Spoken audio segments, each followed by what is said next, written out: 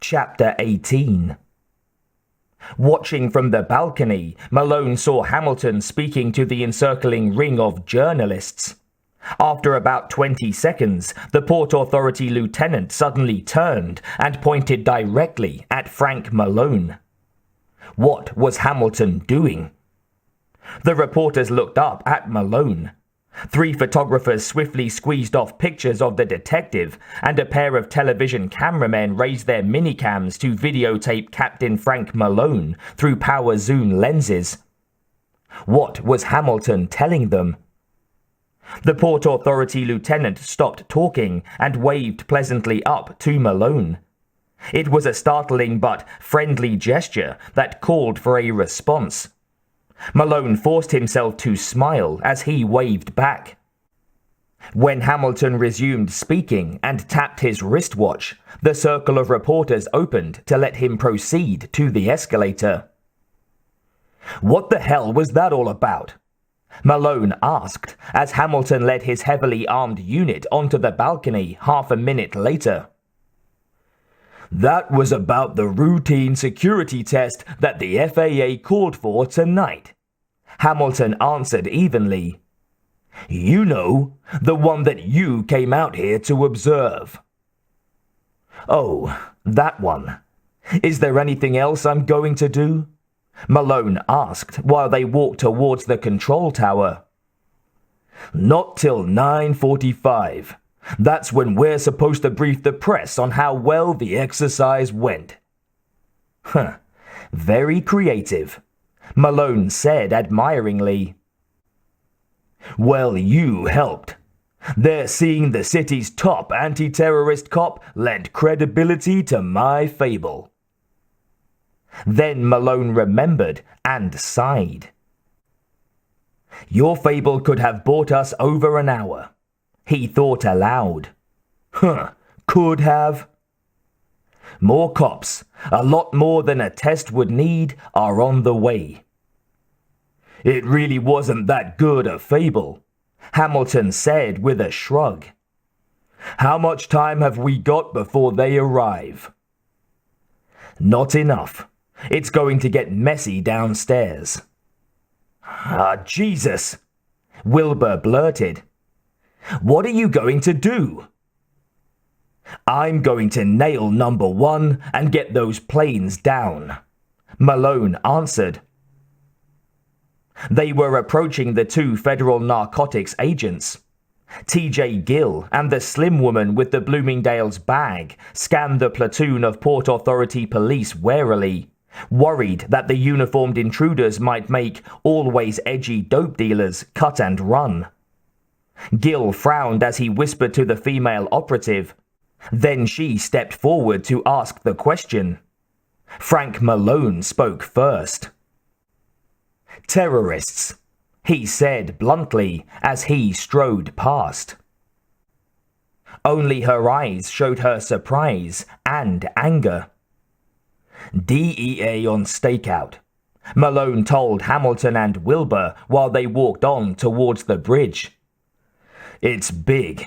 I made 7 or 8 more downstairs."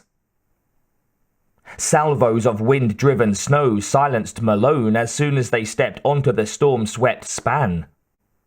When they reached the shelter of the ground floor of the control tower building, they stamped their feet and brushed the wet flakes from their outer garments.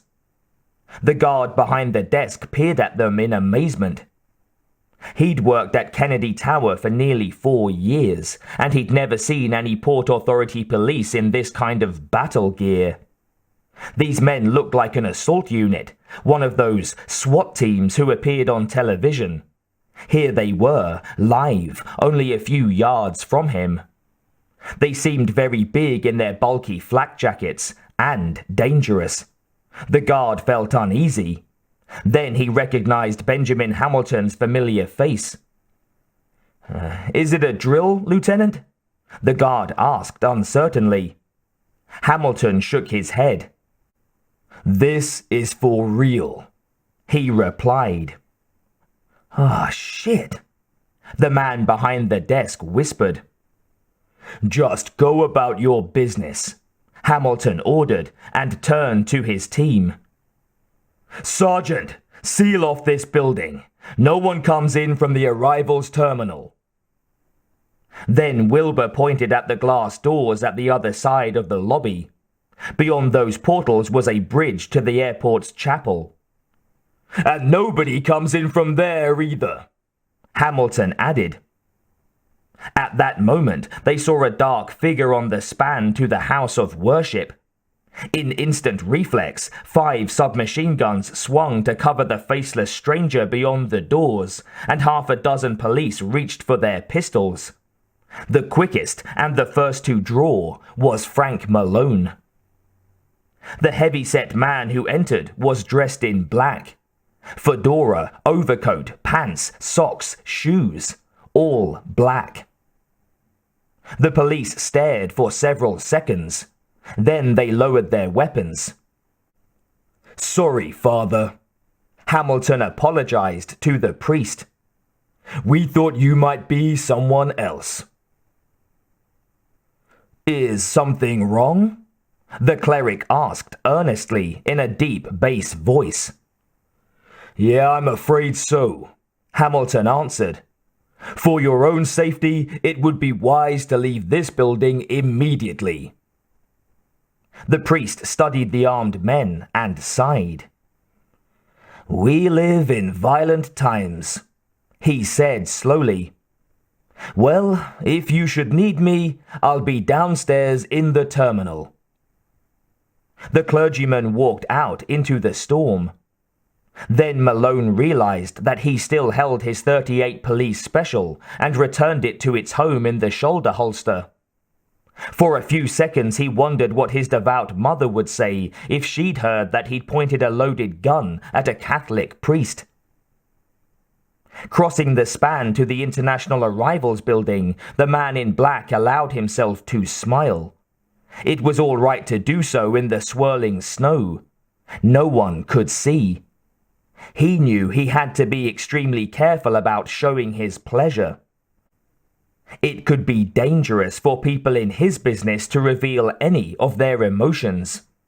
That was something Willi Staub had learned a lot of corpses ago. The bulletproof vest chafed as he pushed through the storm.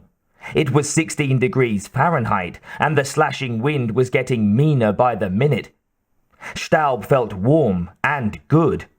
With his priestly garb and practiced American speech, he had penetrated the enemy positions and studied the defenders.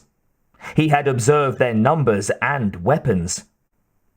More important, he had seen the tension and uncertainty deep in their eyes. They had no plan. They had no idea of how to resist his. He'd recognized one of them. Staub had seen his photo in a newspaper. The tall, sandy-haired man commanded the city's anti-terrorist police. His boyish face was typically Irish, good-looking in a crude way, but basically unsophisticated. Malone? Yes, Captain Frank Malone. Staub had been surprised when Ito first reported that Malone was in the Kennedy Tower. Now it was time to call the Japanese again for the latest news on what the enemy was doing in the cab. It probably wasn't anything to worry him. They had no plan. He was still in control.